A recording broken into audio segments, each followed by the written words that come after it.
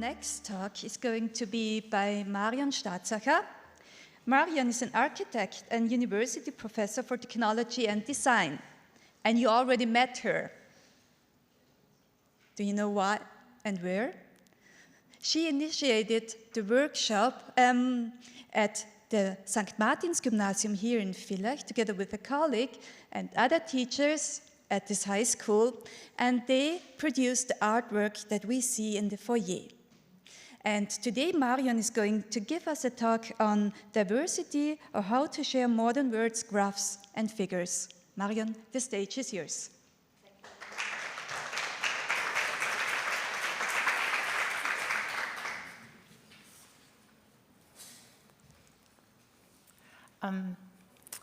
As you can see, I'm an architect. I know that's not, you see it.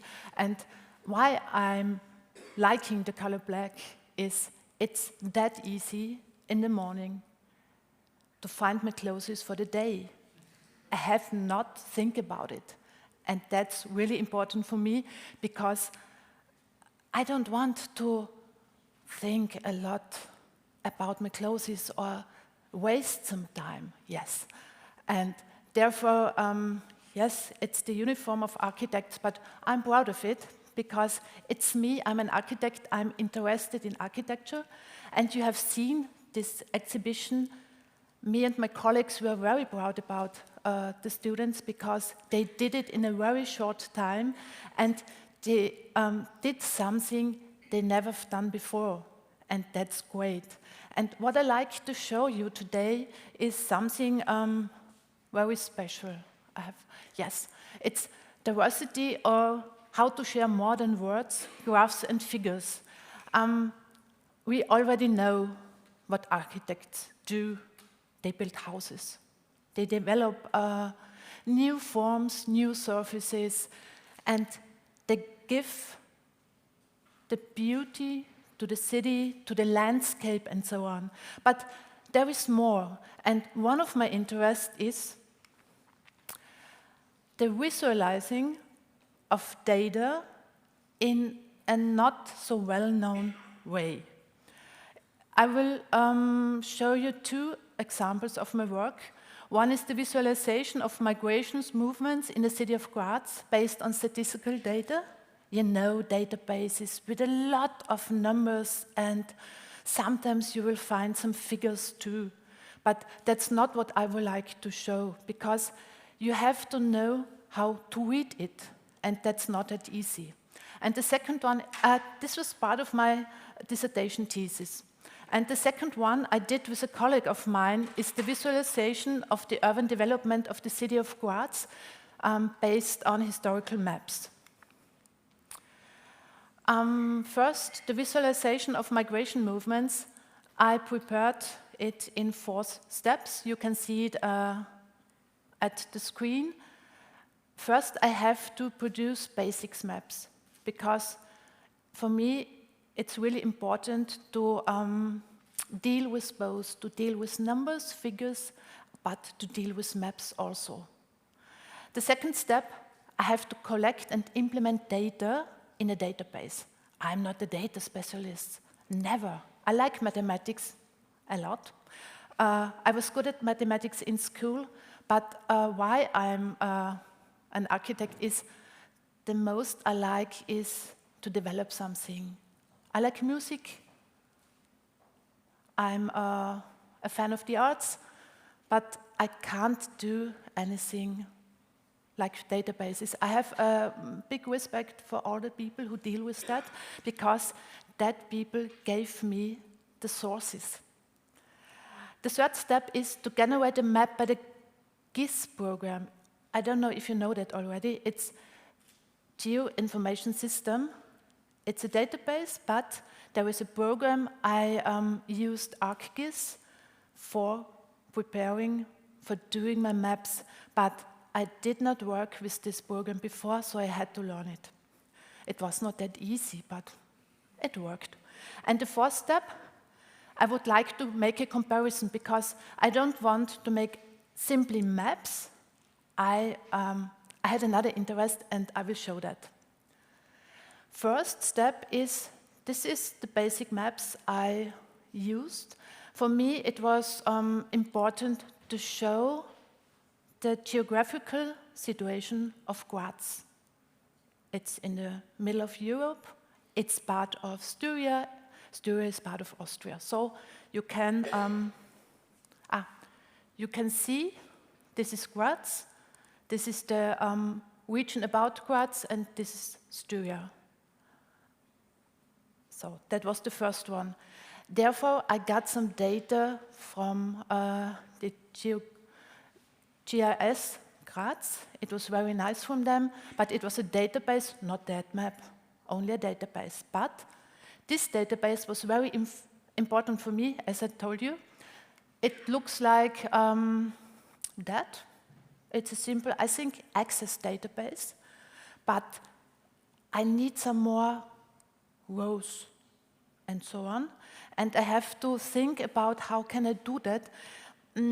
Yes, I add some more, and I add some data like population in Graz, population of each district of Graz, and, very important, the number of social housing, because that was my special interest. I would like to visualize, is there an impact of the migration movement to social housing? Is there an increase? So, here you can see the map I did. The query was created by asking the following question: how many social housing units were built in Graz during the period 1990 and 1999? Each district is specified individually. You can see here the districts of Graz, and you can see the River Mur, who divides Graz into parts. It's important because, as you know, one is the better part and one not.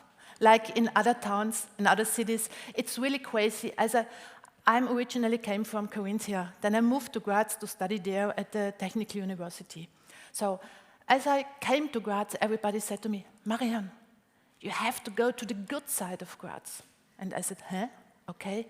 It's one city, but it has two sides, two parts. Okay. Well, I've learned it.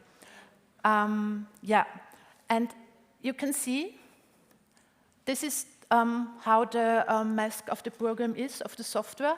You can see here the screen which shows the drawing.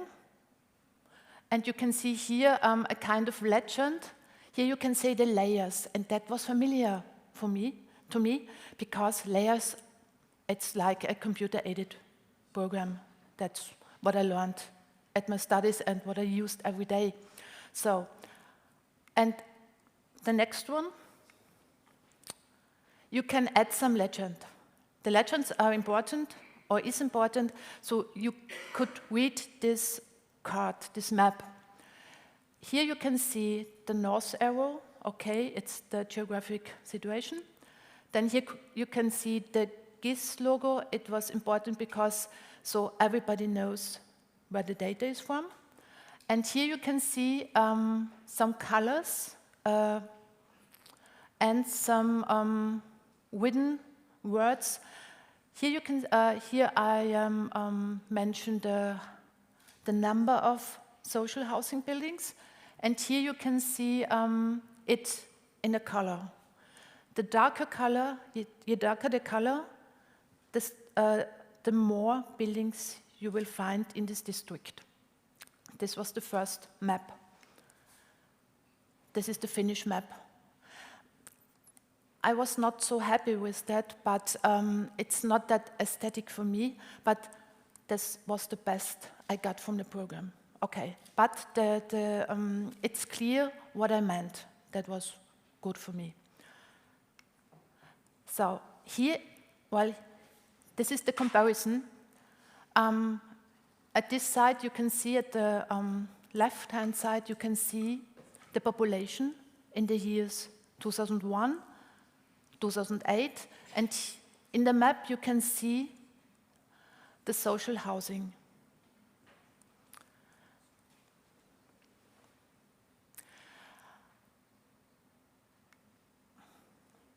I'm sorry, how I can, okay. In these maps you can see which district is an increase of population. The darker green shows the increase, and the dark red shows the increase of the social housing on the left-hand side. And what I found out was that it doesn't fit together. The increase of population does not mean that there is an increase of social housing buildings. And that was a fact nobody could ignore anymore. And this data, these maps, I gave to the city of Graz, to the authorities, because they didn't have such thing. That was for them also new as for me. And it was a really good analysis for them, a hard fact, okay, here you can see that doesn't fit. And it's really crazy in a way, because, to be honest, I thought, okay, there is an increase of population, so there have to be an increase of social housing, but never. But there are some more factors which are important for building social houses, yes. This was the first example. It was a small part of my dissertation thesis, but during my dissertation thesis, I found out I like maps, I like the information of that maps, and what is also important is you can see the beauty of some maps and you can see the information. That's what I did with my colleague. It was the visualization of the urban development of the city of Graz based on historic maps, and we use this as basic map. The Französische Cadastre, it was the first measurement of all productive areas in Austria-Hungary, and that was really great. They did it in a few years, and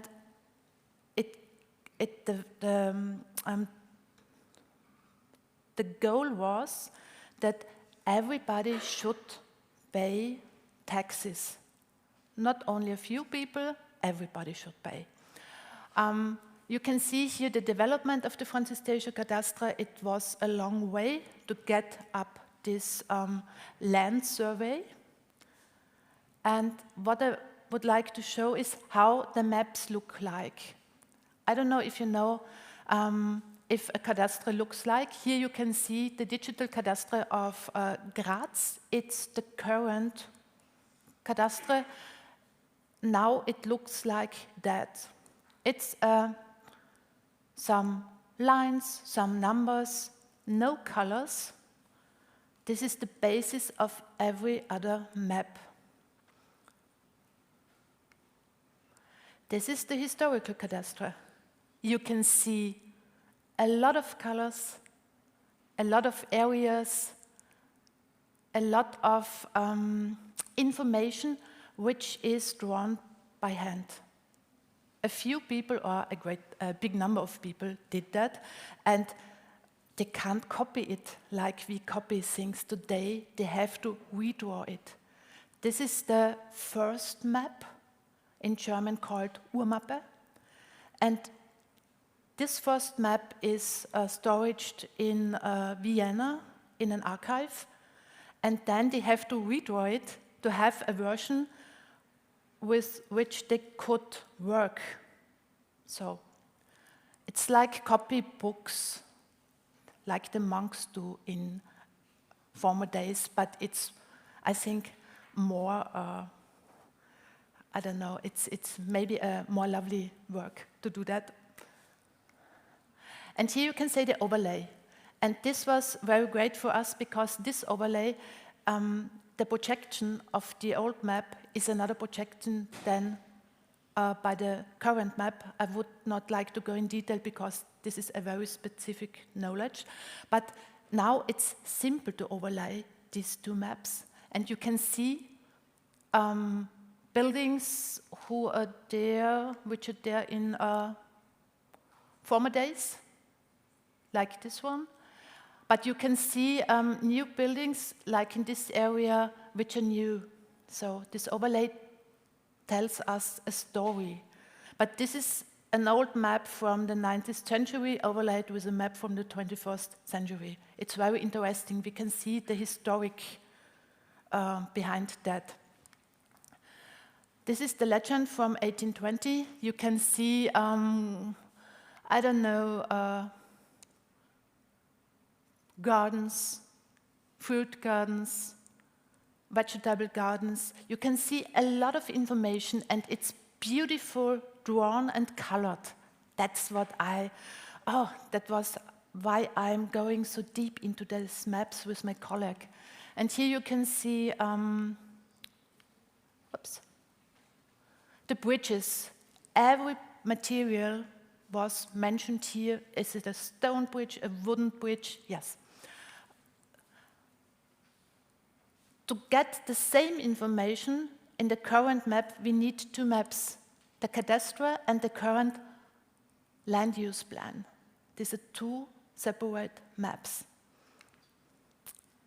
Detailed information of the legend, as I mentioned, the wood, kind of wood, or soul. The bridges, as I mentioned before, you can see how beautiful they are drawn. And you can see which material are they. Detail. Another detail, you can see here the yellow-colored buildings are wooden buildings. The red-colored buildings are stone buildings. The dark red-colored buildings are really important official buildings. You can see that in that map. In the current map, you can't see that. It's really amazing, isn't it? I like that.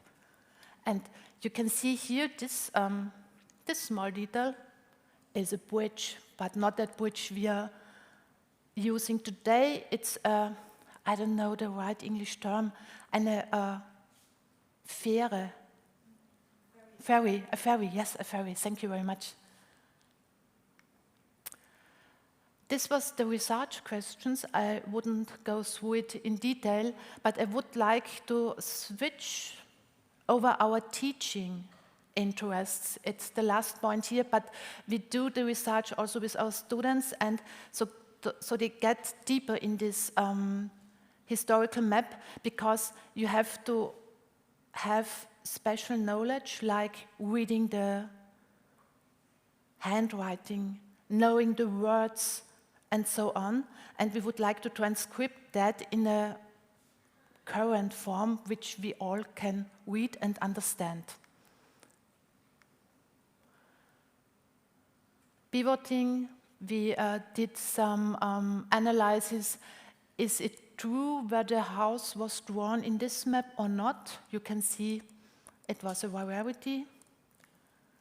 Or this is a presentation of the new buildings and changes, and you can see here we are using the current form, like the cadastre is drawn now. We can read it very simple. It's focused on the really hard facts, not on a very beautiful information. Visualization of area analysis, where are wood, where are fields, and so on. Visualization, density of buildings, how many buildings we can find in a specific area. Density of buildings. Then research one object. Therefore, we need the plan on one hand and the ancestry passport on the other hand. This is the written report according to the plan, to the map. Transcription in a contemporary form. This is very good to show you what I mean. Here you can see the ancient map, and here you can see the transcription in the current form. Only some few lines. The colors are made by us to make a better understanding for everybody. Vectoring, the vectorization of this old map to show, to focus on buildings and streets. And here in this drawing, we have colored some parts to show a very special interest. What I show here is a work of, I think, approximately 3 to 4 years. You see only a small output of that, but it's really important and it's ongoing. Yes. Result 1, the transcription in a temporary form with information for everybody. You can see a legend which describes what the information is. The result 2, historicity of 2 books. We would like to draw a timeline to show the history of a town. And the last result, that was, we are very proud of that. It was an exhibition and a publication so that everybody could have a deep insight in that what we did. And it's supported by the archive of the Technical University Graz. Thank you very much.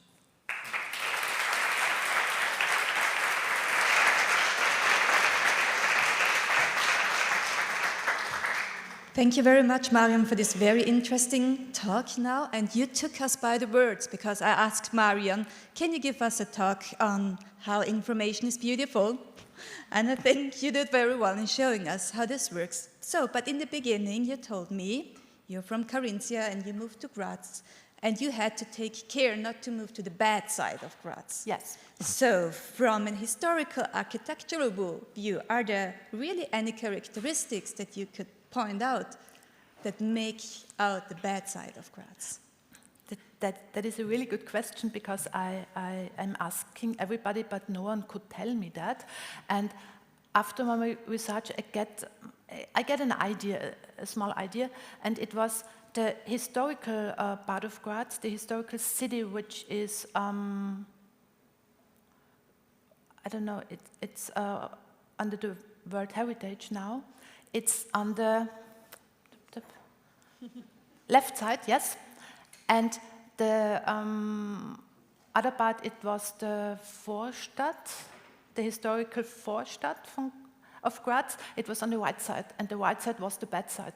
Because the left side, the historical part of Graz, was covered, was supported with so now I lost every single word, Stadtmauer? Town wall, yes. And that was good to live in there, and outside of that, it was not that good because there were other people than inside. And I think this historical thing is now, today, in every mind. It's crazy, I know. It's like the perception error that we were heard about in the beginning of this afternoon session. Thank you very much again, Marion. Thank you.